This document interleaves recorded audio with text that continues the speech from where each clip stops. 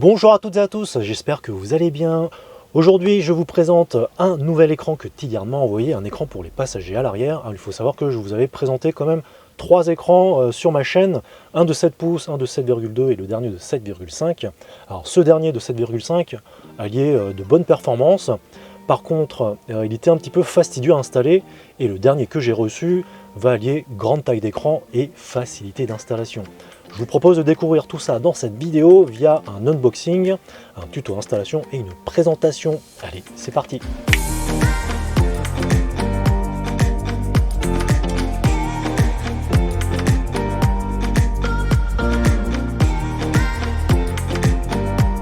Pour ceux qui ne me connaissent pas, moi c'est Eric et la barre des 10 000 abonnés approche, alors je vous invite à vous abonner à ma chaîne, ainsi je pourrai continuer à vous offrir des vidéos de qualité garanties sans bruit de pixels, même sur votre télé 4K.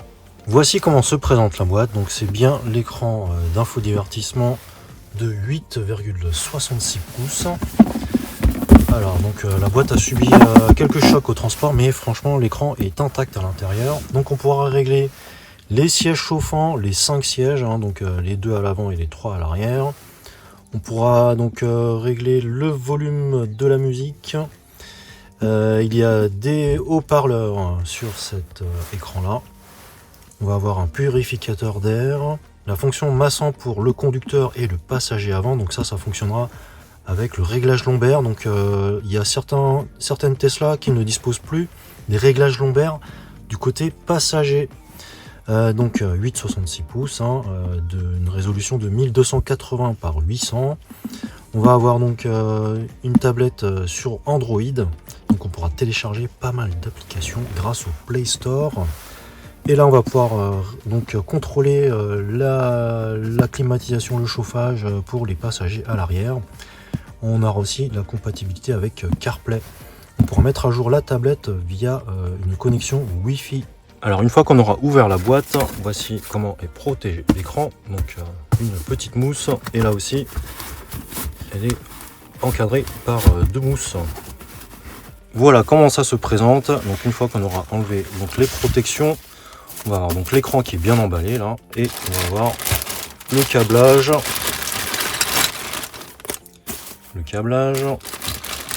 Le petit outil orange pour enlever les habillages.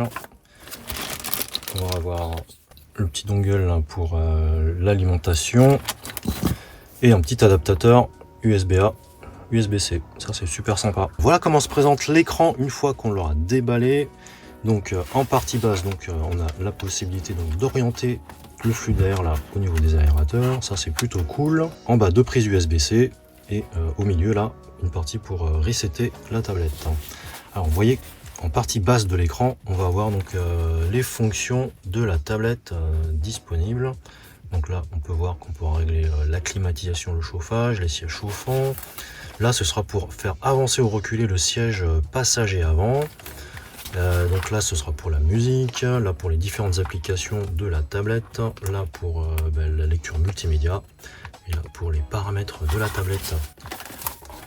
Alors à l'arrière, comment ça se présente? Donc voilà, ça reprend l'aération, cette partie-là. Et là, le câblage, voilà, il faudra relier ça au niveau du faisceau. Je vais vous montrer comment on va faire ça. Sinon, ça a l'air plutôt simple. Et donc, je vous propose de voir comment on monte tout ça. Alors au niveau du faisceau, comme vous pouvez le voir, on a un câble ici au niveau de l'écran et une prise là, à ce niveau-là. Donc au niveau du faisceau, comme vous pouvez le voir, donc ce câble-là noir va se brancher ici sur celui-là là, et ce câble là on le branchera à l'écran ici. Ça c'est pour l'interfacer sur la prise OBD du véhicule et ces prises là c'est pour récupérer le réglage des sièges avant. Ça c'est pour le passager et il y a aussi pour le conducteur. Alors moi je pense que je vais pas l'installer pour le conducteur pour le coup et je vous propose de l'installer dans le modèle Y que je dispose. Mais avant d'effectuer quelques manips que ce soit, allez dans le menu sécurité et couper l'alimentation. Alors il faut déjà retirer cette partie là. En fait vous prenez de chaque côté, là à gauche à droite, vous tirez d'un coup sec et du coup ça va venir tout seul. Donc moi je l'avais déjà fait, donc n'hésitez surtout pas. En fait c'est clipsé là à ce niveau là, donc tirez bien d'un coup sec, bien droit pour que ça vienne avec vous. Et donc là vous voyez qu'il y a aussi là la prise là pour le chargement USB-C. Donc il va venir débrancher cette prise là, ce câble là. Une fois que vous l'aurez débranché, eh bien là vous pourrez mettre ça de côté. Donc voilà comment ça se trouve. Donc l'écran va venir se positionner à ce niveau là. Alors il va falloir aussi enlever cet habillage là en bas de la console. Donc il y a juste à passer le petit outil orange et à tirer d'un coup sec. Voilà, pour plus de facilité en fait, il va falloir démonter cette partie là, le cache là qui est ici. Il va falloir dévisser donc ces deux vis là avec un tournevis Torx T10. Comme ça on pourra enlever donc l'habillage pour pouvoir faire du câble management un peu plus facilement. Voilà.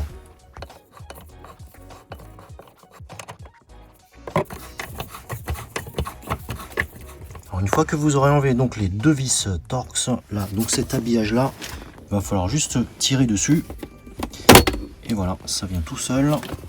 Et là on va pouvoir faire facilement, plus facilement, le câble management avec le faisceau. Alors pour le réglage du siège passager avant, il va falloir tirer le câble depuis l'arrière et le passer sous le siège avant. Donc moi j'ai ramené le câble ici à ce niveau là. Et il va falloir donc débrancher le câble d'origine, le mettre dedans et brancher ce câble là dans le boîtier là.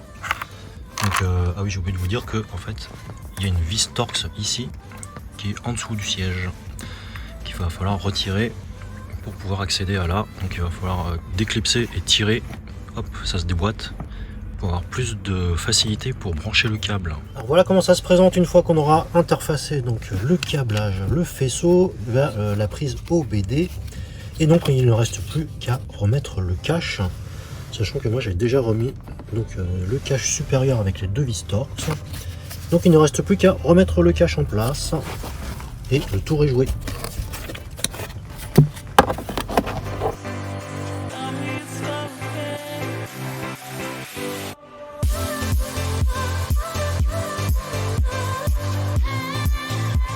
Alors voici comment se présente l'écran une fois installé. Donc je trouve que ça rend plutôt pas mal à bord de la Tesla. Voilà comment ça rend. Donc une diagonale de 8,66 pouces. On arrive par défaut sur donc la fonction de ventilation et de température pour les passagers à l'arrière. À noter que donc en partie basse, donc on a des fonctions en raccourci.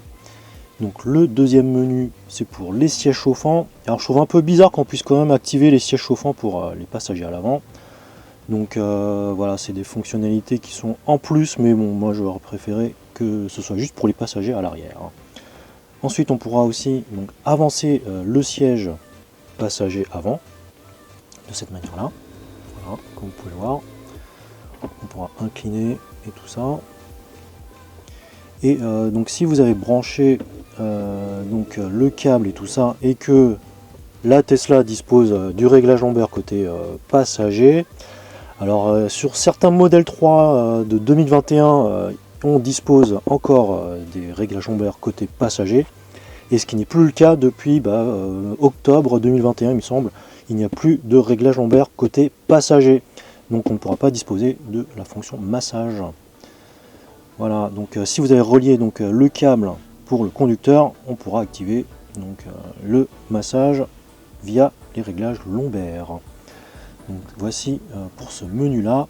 Et petite fonctionnalité, alors je trouve un peu gadget aussi, c'est qu'on peut aussi ouvrir la boîte à gants. Comme vous pouvez l'entendre, voilà, la boîte à gants c'est ouverte.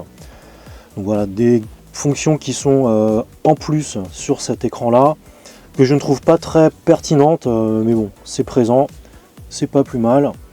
Donc ce menu là c'est pour régler donc la musique de la Tesla, pour mettre le volume, pour changer de plage. Ensuite on va rentrer dans les différents menus applications de la tablette. Donc comme vous pouvez le voir, on peut installer des applications. J'ai installé VLC, Prime Video, TikTok c'était déjà de base, RetroArch ce sera pour faire un petit peu de rétro gaming. De base vous avez YouTube, Play Store, Chrome, etc. Et le BT Transmitter d'installer par défaut, ainsi que cette page là, et vous pourrez avoir du CarPlay ou bien de l'Android Auto. À noter que donc vous avez un gestionnaire de fichiers comme sur Android, donc vous pourrez via la prise USB-C, brancher une clé USB et puis transférer des fichiers dessus, des vidéos ou des photos, etc. Et donc cette tablette est vraiment très complète. Donc je reviens sur le menu. Là, c'est la fonction pour donc regarder des vidéos en faisant un partage de connexion Wi-Fi via votre smartphone ou alors un routeur 4G. Et bien, vous pourrez avoir toutes ces plateformes de streaming de dispo. Voilà. Et ensuite, ce menu-là, c'est pour des réglages. Vous pouvez mettre la température en degrés Celsius ou en Fahrenheit, l'heure sur 12 ou 24 heures. Ça, je sais pas trop ce que c'est, le Rear Seat Sensor. Et ensuite, vous avez la version de cette tablette, etc., etc. Donc, on ne s'occupera pas trop de ce menu-là. En ce qui concerne donc l'interface de la climatisation, chauffage, etc., on a quasiment les mêmes fonctionnalités qu'on retrouve sur le grand écran, notamment la fonction de maintien, la fonction quand on a un animal dans la voiture. Bon, ça marche aussi quand on a un enfant, il ne faut pas trop le dire trop fort. Et la fonction camping. Une fonction intéressante, c'est la possibilité de verrouiller donc, la tablette là, avec la fonctionnalité Child Lock, donc verrouillage pour enfants, qu'on pourra venir déverrouiller avec le code 8687. Voilà. Ensuite, vous avez une fonctionnalité qui est typiquement sur cette tablette là, c'est la fonction ionisante pour l'air pour les passagers à l'arrière. Donc c'est pour purifier un peu l'air pour les passagers. Alors là, j'ai fait un partage de connexion avec mon smartphone pour avoir le Wi-Fi. Et là, sur YouTube, quand on va regarder des vidéos par exemple, Ça va les enfants ? eh bien, le son sera diffusé via les deux haut-parleurs de la tablette. Alors si vous faites une connexion Bluetooth sur le système audio de la Tesla, il va y avoir un petit décalage, comme dans toutes les autres tablettes que j'ai constatées. Donc si vous avez VLC, donc ça ne va pas poser de problème parce que vous pourrez régler le décalage audio. Mais alors sur YouTube ou sur Netflix ou sur Prime Video, vous allez avoir un décalage audio. Ah ouais, vous êtes prêts ? Bonjour à toutes et à tous, j'espère que vous allez bien. Alors après vous avoir essayé le Q8 e-tron et le Q4 e-tron, je vous propose de découvrir l'Audi RS e-tron GT dans cette vidéo. Allez, c'est parti.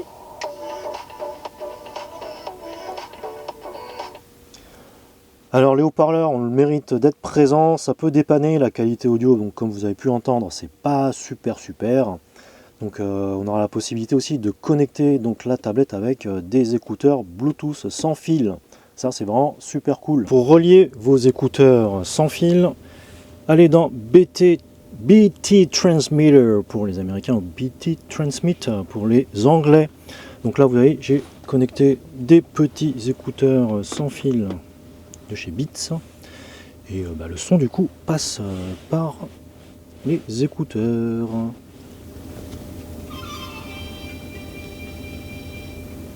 Donc là le son vient bien des écouteurs. Alors sur cet écran là on aura la possibilité donc d'installer des applications, notamment des jeux, et ce qui est plutôt super sur les tablettes Android, c'est qu'on peut faire du rétro gaming via RetroArch. Donc on pourra lancer des jeux des consoles de 8, 16, 32 bits, attention, pas des jeux en 3 dimensions. Donc là par exemple, si je lance un jeu sur Super Nintendo, eh bien, ça fonctionne très bien.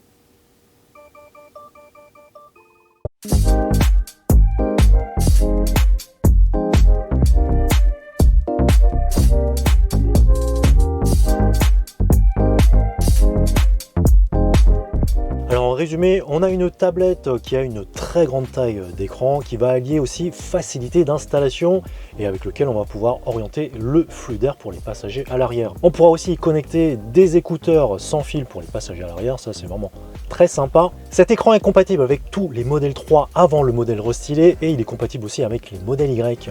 Alors il est disponible à partir de 394,95 € au moment où je tourne cette vidéo.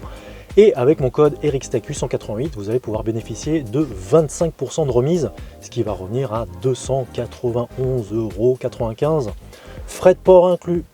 Ainsi s'achève la vidéo, merci de l'avoir regardée jusqu'au bout. Si elle vous a plu, n'hésitez surtout pas à la partager et surtout allez voir toutes les autres vidéos qui sont disponibles en playlist. Je ne fais pas que des accessoires pour Tesla, je teste aussi d'autres véhicules ou des produits tech, n'hésitez surtout pas.